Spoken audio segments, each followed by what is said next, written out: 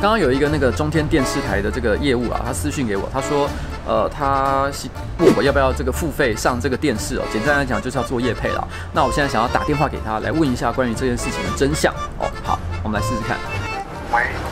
喂，你好，请问是先生吗？对。你好，我是我是呱吉啊，我这边有收到你的那个私讯哦，然后你跟我说。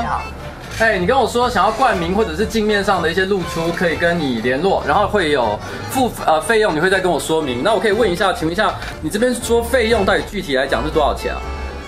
主要的话是要看哪一方面，因为像我们节目制录，然后还有镜面上的那个价格都不太一样。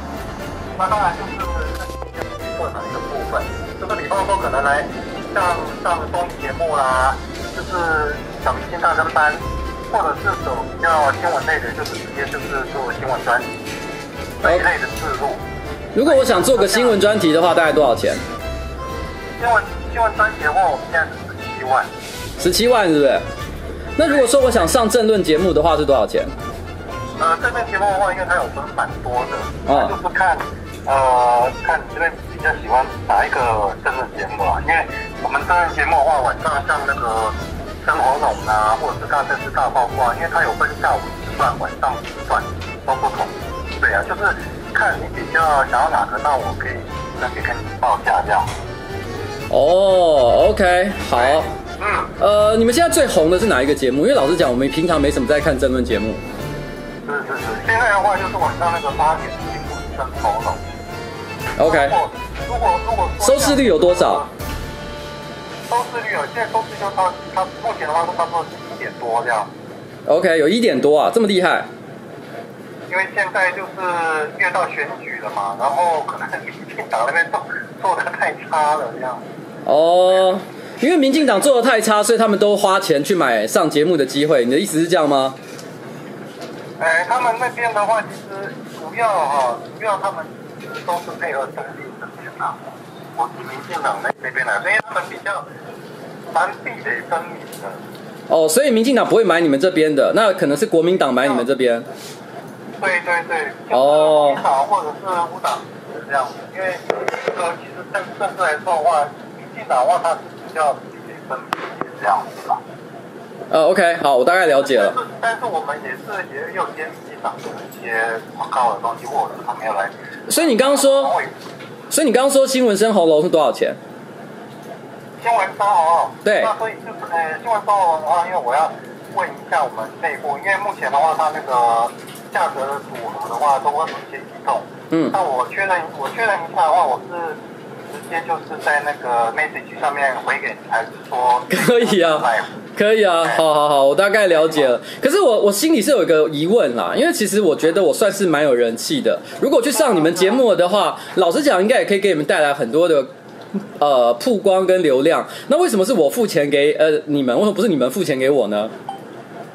因为这个东西主要的话要看新闻部那边，他们如果说他们有报道的需求的话，他们有时候会有一些受词的话，他们就会找他们所要的人，就是跟他们讲说他们需要这些画面，但是也不会给费用，只是说看有没有素材可以提供。了解。那我们业务单位的话，就是客户这边立场的角度去跟新闻部那边切，就是做出来的东西也是不一样的。因为他们做的话可能所有的人就是都沾一点边这样。了解。我对不起，我在最后问一个问题哦，就是说，因为我想要了解一下你们过去所做的因为我想要有一些范例，让我大概知道效果会怎么样。所以我想问一下，刚刚你提到说做一个新闻专题是17万，那最近有什么样的新闻专题你们是像这样一个业配的结合？那我可以去网络上搜寻看一下你们拍的成果这样子。可以啊，我们现在最近的话就是有配那个侯友宜那边嘛。哦，侯友宜有付17万给你们？不是，他就是我们有专案的配合，就蛮大包的。好了，谢谢你的介绍。那麻烦价格的部分，你在之后私讯给我，好不好？好 ，OK， 谢谢你哦。好，不会，好。好，拜拜。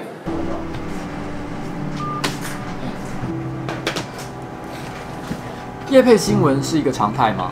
是其实以争论节目来说，除了主持人和固定来宾会拿到酬劳之外，制作单位呢也会主动去邀请当时最有话题的一些人物。但如果是在选举期间，你有没有特定的话题可以吸引人？上节目是有价码的。事实上，不只是上节目，大多数的时候呢，都会以一个行销案来包装，例如几次的谈话性节目、新闻的露出，加上专题的报道等等。业配是一件坏事吗？不是。上班不要看和呱吉其实也蛮常在做业配的哦。业配本身并不可耻，但重要的是商业资讯是否公开，以及业配的形式是怎么包装的。以呱吉的频道为例，我们一定会在所有的业配影片里面提供充分的线索，让观众知道这是一个业配，而不会让消费者产生误解。同一时间呢，呱吉频道也不会轻易的做出任何证言，例如主张某种饮料很好喝，某种食物很好吃，除非有内心真的这么觉得。我们绝大多数呢都只沟通抽象的广告讯息，例如广告的标语，像是全家就是你家啊，虾皮24小时到货等等，以避免观众产生误解。我们也会慎选业配的对象，例如药品或健康食品，我们几乎是不做的。除了要遵守台湾药事法的规定之外，我们也认为影响健康的商品必须审慎对待。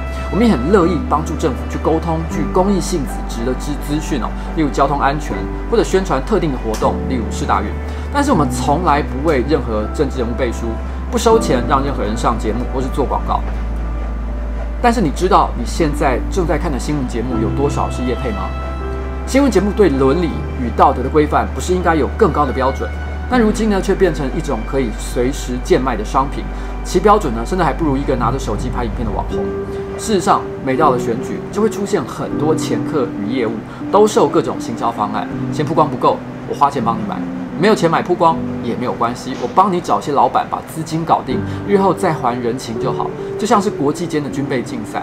这使得选举变得乌烟瘴气，好像不花个1-2千万不能搞一次选举的真相。为什么我们一直强调极低线的选举风格？这是因为我们要抗拒这种来自媒体与金钱的诱惑。我是呱吉 ，A.K.A 台北市松山信义选区的市议员参选人邱威杰。我们还在民主开箱的路上。好，就这样，有点太严肃了，对不对 ？OK， 还一般吗？我觉得可以。好，那就这样，谢谢，拜拜。